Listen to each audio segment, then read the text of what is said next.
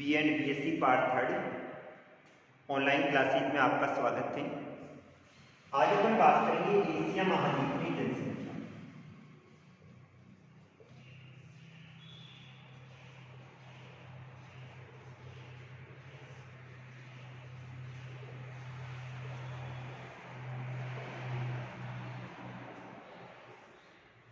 यानी जनसंख्या की बात करें तो किसी क्षेत्र विशेष में निवास करने वाले व्यक्तियों की संख्या को क्या कहा जाता है?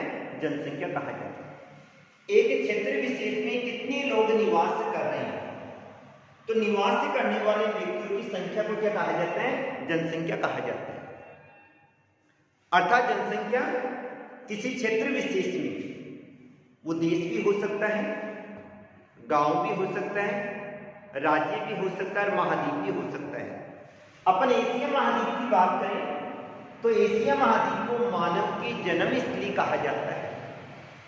अर्थात मनुष्य का जो जन्म हुआ था वो कहां पर हुआ था?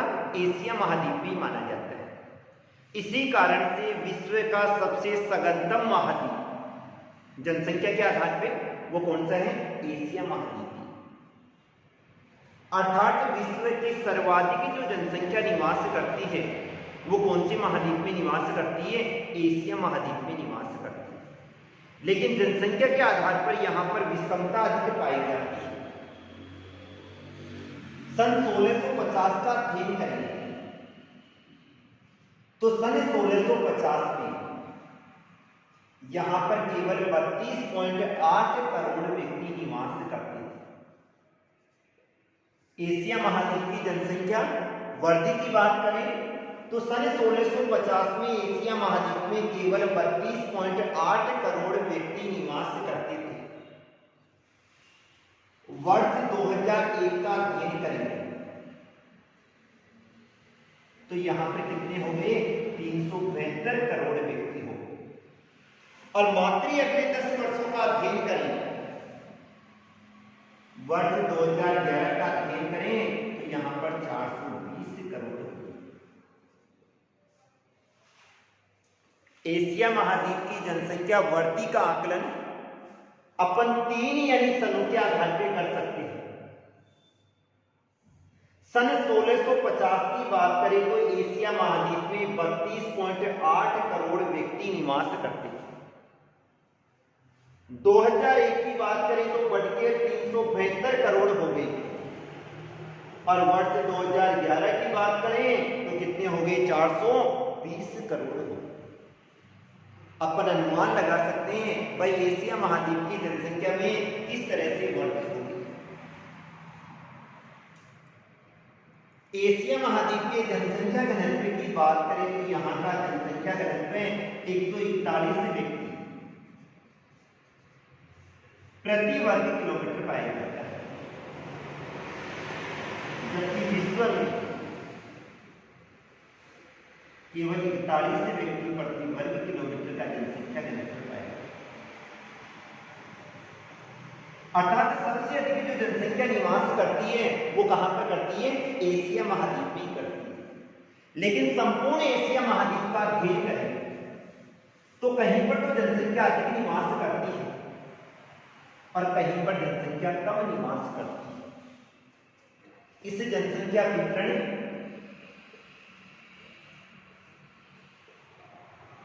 तथा घनत्व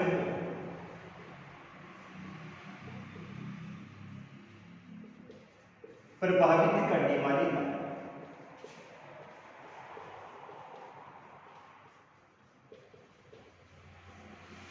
एशिया महाद्वीप के जनसंख्या वितरण तथा घनत्व को प्रभावित करने वाले कारकों की बात करें तो 3 कारक हैं।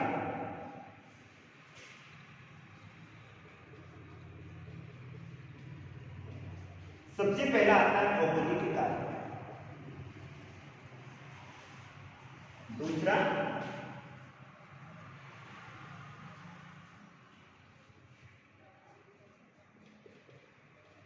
आर्थिक कारक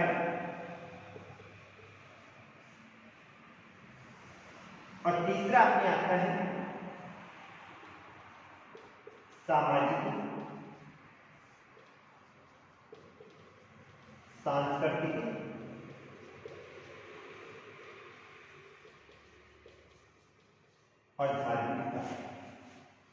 एशिया महाद्वीप के जनसंख्या वितरण तथा घनत्व को 3 कारक प्रभावित करते हैं। एक भौगोलिक कारक, दूसरा आर्थिक कारक, तीसरा आता है सामाजिक, सांस्कृतिक और धार्मिक कारक। भौगोलिक कारकों की बात करें तो भौगोलिक कारकों में अपन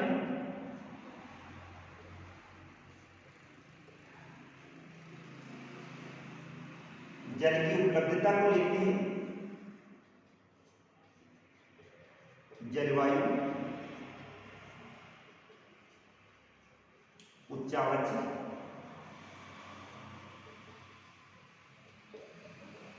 स्थिति, मृदा,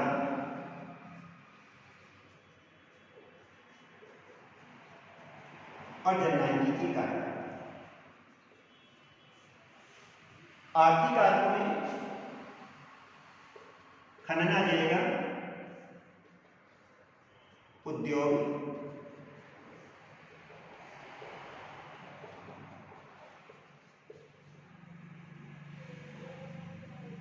और नगरीकरण। एशिया महाद्वीप में जनसंख्या वितरण तथा घनत्व वाले कारकों को 3 भागों में बांटा जाता है, जो कि जनसंख्या वितरण को और घनत्व को प्रभावित करते हैं। सबसे पहले आता है भौगोलिक कारक। भौगोलिक कारकों में सबसे पहले आता है जल की उपलब्धता, यानी जल की उपलब्धता, मानव वितरण, भाई कहां पर मनुष्य निवास करेगा, कहां पर मनुष्य निवास नहीं करेगा, इसको किस प्रकार से प्रभावित करते हैं। तो जल मनुष्य की मूलभूत आवश्यकता है। मनुष्य घरेलू कार्य, औद्योगिक कार्य, कृषि तथा परिवहन हेतु जल का उपयोग करता है। जल मनुष्य की मूलभूत आवश्यकता है। मनुष्य घरेलू कार्य, औद्योगिक कार्य, कृषि तथा परिवहन हेतु जल का उपयोग करता है। इसी कारण से अधिकांश जनसंख्या जलीय स्रोत के पास ही निवास करती है। एशिया महाद्वीप की बात करें तो एशिया महाद्वीप के जितने भी तटवर्ती क्षेत्र हैं, हिंद महासागर वाला क्षेत्र हो, इधर से चीन सागर वाला क्षेत्र हो, चाहे जापान वाला क्षेत्र हो, इन क्षेत्रों में जल की उपलब्धता के कारण ही सर्वाधिक जनसंख्या निवास करती है। दूसरी बात करें अपन तो नदियों के जितने भी तटवर्ती क्षेत्र हैं या नदियों के किनारे वाले क्षेत्र हैं या जहां पर जलीय स्रोत के रूप में कुएं पाए जाते हैं या भूमिगत जल स्तर ऊपर पाया जाता है, उन क्षेत्रों में सर्वाधिक जनसंख्या निवास करती है। तो जल की उपलब्धता के कारण से हिंद महासागर के तटवर्ती क्षेत्रों में और प्रशांत महासागर के तटवर्ती क्षेत्रों में, जिनमें भारत को लिया जाता है, चीन को लिया जाता है, जापान को लिया जाता है, इन तीनों देशों में सर्वाधिक जनसंख्या निवास करती है। और एशिया महाद्वीप की बात करें तो पहला स्थान तो चीन का आता है, दूसरा स्थान किसका आता है, भारत का आता है। तो इन क्षेत्रों में सर्वाधिक जनसंख्या निवास करती है। दूसरी बात करें अपन जलवायु की। जलवायु की बात करें तो उष्णता, शीतलता, आर्द्रता और शुष्कता ये जनसंख्या को विकर्षित करते हैं। उष्णता का मतलब होगा भयंकर गर्मी पड़ती है, शीतलता का मतलब भयंकर ठंड पड़ती है, आर्द्रता का मतलब भयंकर वर्षा होती है, और शुष्कता का मतलब जहां पर भयंकर सूखा पड़ता है। ये दशाएं जिस क्षेत्र में उपलब्ध होती है वहां पर जनसंख्या विकर्षित हो जाती है, अर्थात निवास कम करती है। जबकि समशीतोष्ण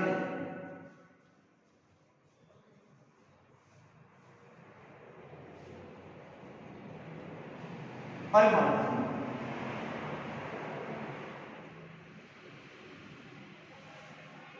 समशीतोष्ण और मानसूनी जलवायु जनसंख्या को क्या करती है? आकर्षित करती है। भारत की और चीन की जलवायु मानसूनी है और जापान वाले क्षेत्रों में इनमें समशीतोष्ण जलवायु पाई जाती है। जहां पर अनुकूल जलवायु होगी वहां पर लोग निवास करेंगे, जहां पे प्रतिकूल जलवायु होगी लोग निवास नहीं करेंगे। उष्णता के कारण से थार के मरुस्थलीय क्षेत्र में, गोबी मंगोलिया और मंचूरिया के मरुस्थलीय क्षेत्रों में जनसंख्या कम निवास करती है। शीतलता के कारण से ये वाला जो क्षेत्र है, इस ध्रुवीय क्षेत्रों में जनसंख्या कम निवास करती है। एशिया महाद्वीप की बात करें तो एशिया महाद्वीप का जो उत्तरी भाग है वो ध्रुवीय क्षेत्र के समीप स्थित होने के कारण से वहां पर जनसंख्या कम निवास करती है।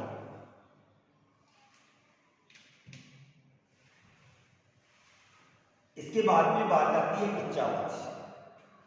उच्चावच की अगर अपन बात करें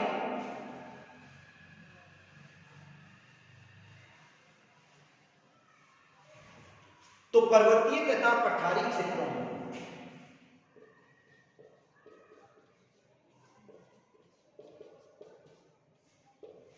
कृषि हेतु, परिवहन हेतु और व्यापार हेतु अनुकूलतम दशाओं का अभाव पाया जाता है। अतः यहां पर जनसंख्या कम निवास करती है। पर्वतीय तथा पठारी क्षेत्रों में कृषि हेतु, परिवहन हेतु और व्यापार हेतु अनुकूलतम दशाओं का अभाव होने के कारण से यहां पर जनसंख्या कम निवास करती है। इसी कारण से एशिया महाद्वीप के हिमालय, काराकोरम, लद्दाख और तिब्बत के पठारी क्षेत्रों में जनसंख्या कम निवास करती है। जबकि समतल मैदानी क्षेत्रों की बात करें तो समतल मैदानी क्षेत्रों में कृषि हेतु, परिवहन हेतु और व्यापार हेतु अनुकूलतम दशाएं अधिक पाई जाती है। और अनुकूल दशाएं पाए जाने के कारण से यहां पर जनसंख्या अधिक निवास करती है। इसी कारण से सतलज, गंगा और ब्रह्मपुत्र के मैदानी क्षेत्र, किसी की के मैदानी क्षेत्र जेचुआन बेसिन,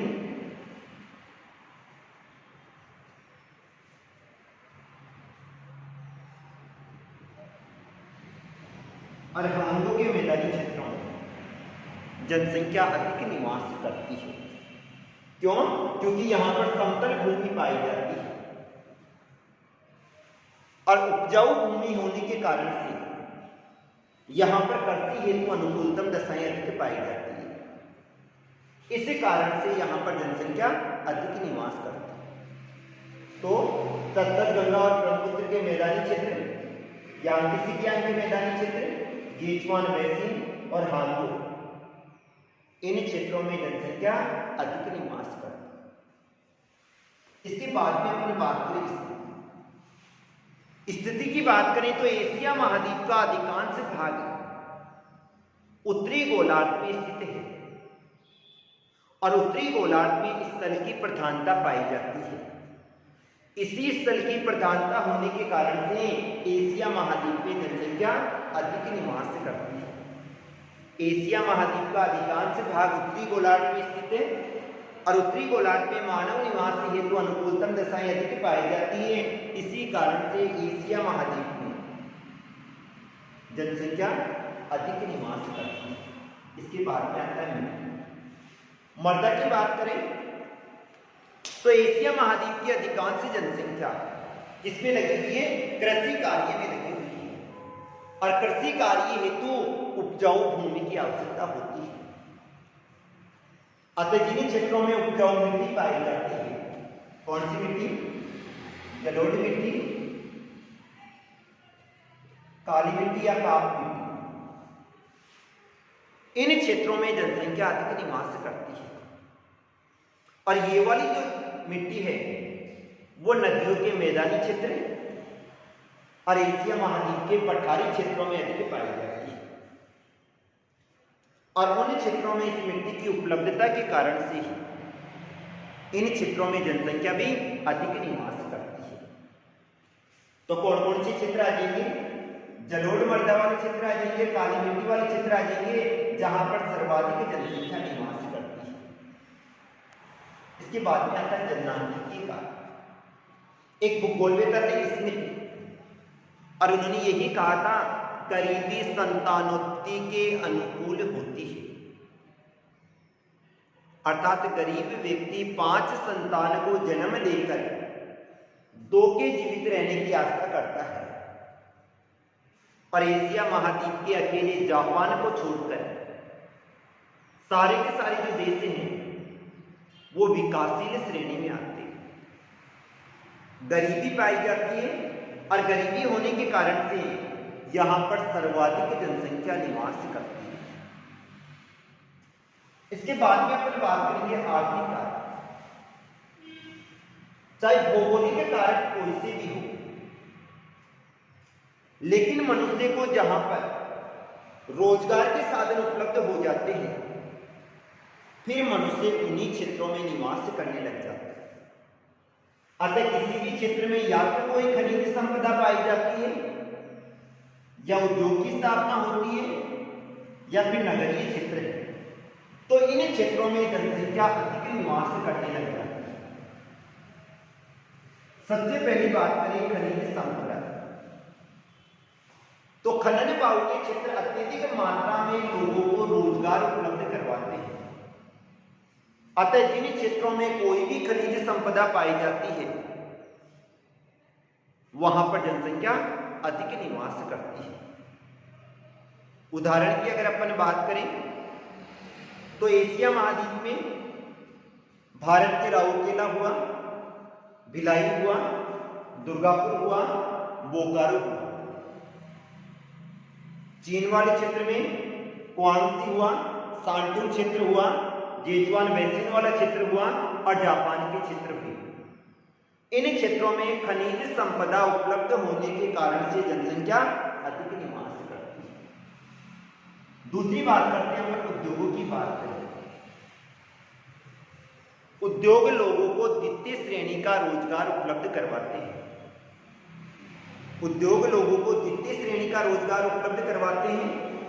अतः जिस किसी भी क्षेत्र में कोई भी औद्योगिक इकाई स्थापित होती है वहां पर लोग अधिक निवास करते हैं। और इसका जीता जागता उदाहरण है जापान का कोबे ओसाका क्षेत्र।